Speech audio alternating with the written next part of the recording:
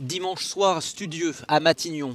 Le gouvernement français s'est réuni au grand complet pour se préparer à la contestation de la réforme des retraites. Car c'est un jeudi noir qui s'annonce en France. Personnel de la SNCF, de la RATP, contrôleurs aériens, poids lourds, enseignants, étudiants, policiers, avocats, de nombreux corps de métier ont prévu de faire entendre leur opposition à ce projet de réforme des retraites. Mais quels sont les changements envisagés ?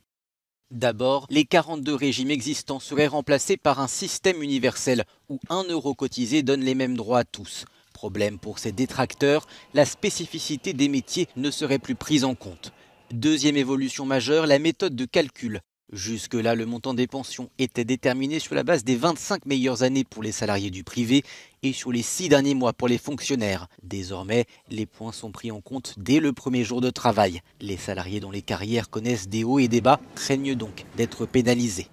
Enfin, troisième point envisagé qui cristallise les tensions, la mise en place d'un âge pivot. Pour faire simple, si les salariés prennent leur retraite à l'âge légal de 62 ans, ils seraient amputés d'une décote. Ceux qui attendent 64 ans et prolongent même leur activité au-delà bénéficieraient, eux, d'une majoration. Objectif, inciter à travailler plus longtemps.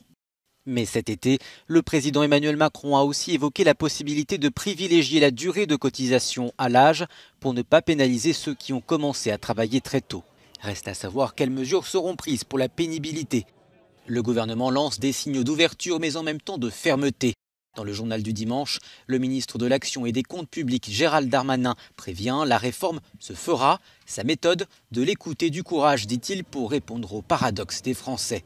D'après un sondage, ces derniers se disent très largement favorables à une réforme du système de retraite, mais une minorité seulement fait confiance au gouvernement pour la mettre en œuvre.